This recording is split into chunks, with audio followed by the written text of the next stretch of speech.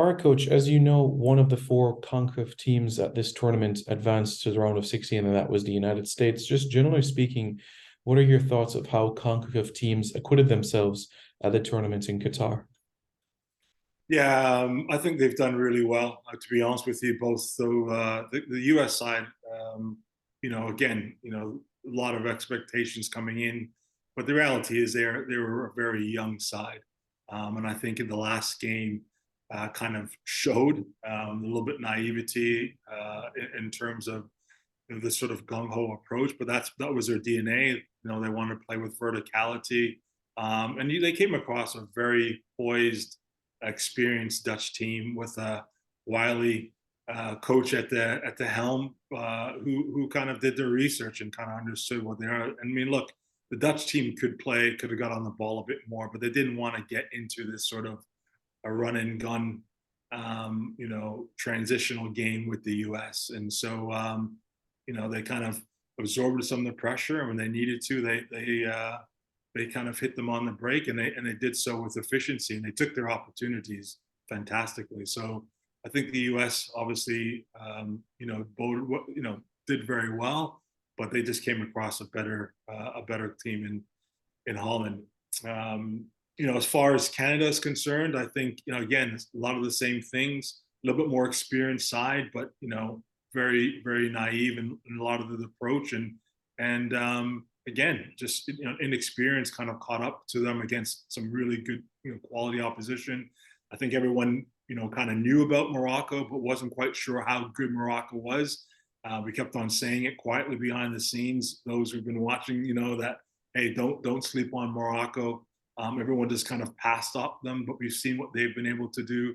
And obviously, what we've come to realize, truth be told, is that Belgium team wasn't as good as we thought. So there's a lot of different things that have gone into it, but it's kind of we discussed before. I think there are lessons learned that can be utilized and applied, not only for the building up to the next campaign, which of course those two teams won't have to go through a qualifying campaign, but they will definitely be preparing accordingly. And I would probably look to see those two teams play a really tough qualifying, or not qualifying, a schedule or oppositions leading up to the next World Cup in the next few years. As for the other two teams, well, I'll kind of save Mexico for last. I think Costa Rica was Costa Rica. I think they had their own sort of, or say this term, this golden generation. I think it's coming to an end with the Campbell and the Watsons.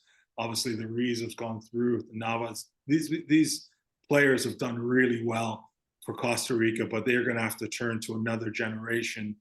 The one thing I would say is I think the Costa Rican Federation is really well run, and they do a lot of good things.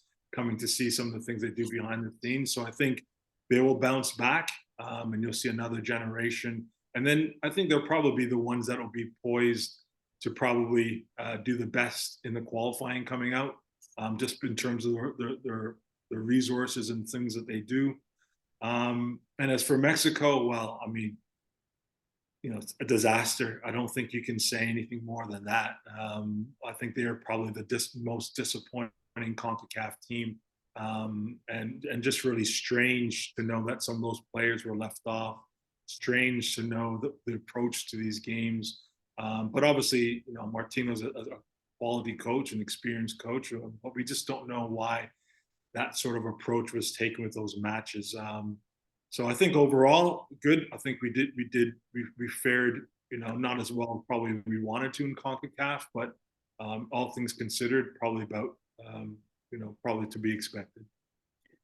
And when you bear in mind, because you mentioned Costa Rica and also Mexico, you could basically say it's a period of transition for them. A lot of guys mid to late 30s that most likely we won't see in another cycle.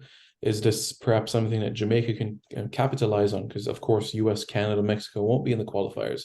So we're looking at Costa Rica, Honduras, Panama, Jamaica fighting for three spots basically automatically. Yeah, I mean, look, I think it'll be interesting the next 6 months and to a year in terms of that plan, and as far as the preparation with that in mind, bringing players in, looking at players, having players commit early, understanding what that looks like, understanding what that playing model looks like, which is really important because I think it could kind of it can change from now for the next year, but once that happens, I think it's making sure that this playing model, how it is that the team wants to play, is established, and then you can then look at bringing the right players in to kind of fit that model, good, bad, or indifferent, and obviously that would be federation led as well as a coach. Hopefully, it's more of a federation thing because coaches come and go, so you really want to have a foundation in terms of what our identity is. I think that's been the question for so long.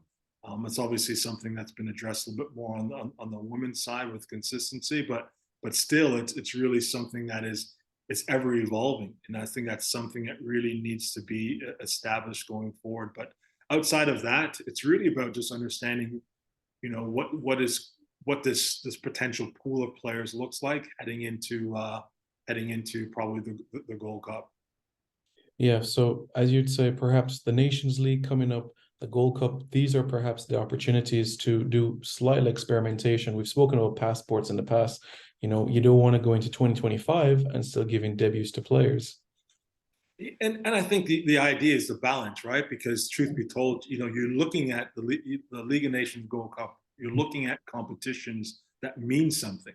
So, and that's the whole premise of why these competitions came into place, not just meaningless friendlies. So you're trying to get results. You're trying to accomplish, qualifying, getting to the next round, and all these different things, and winning a competition. But at the same mind, you have your eye on 2026 and what that means, right? And so finding the right balance is going to be important. And like I said, passports aside, I think it's about identifying those players that potentially have the passport that fit the system. The playing model really is what it means that you want to go about doing. And I think once that is established, then I think the group will well be on their way for sure.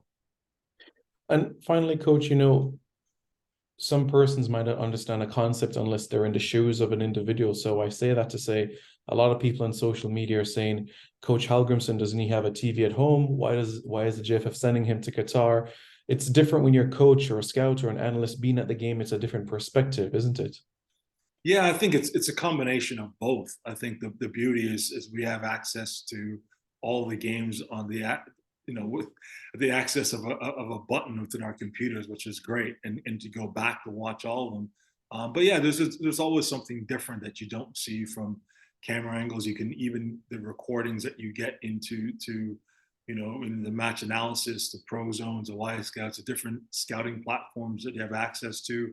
The reality is there's nothing beats being understanding different things that you see, and especially as a coach, I can say that once you're sitting in the stands, oftentimes a game you're watching it through a coach's lens. You're no longer a fan, and you're seeing things that you're live that you're being able to pick up on, and that's something that all coaches are different. And to truth be told, I mean, a lot of coaches don't mind sitting on the end of the computer, and a lot of coaches really love to be there picking up on things. I think, but having that balance strikes a chord. And I think, if that was a decision made because that was what the coaches wanted to do, then obviously that has to be supportive because that's what you want to do. You want to support the head coach in terms of things that he wants to see. So I'm pretty sure that's why the decision was made.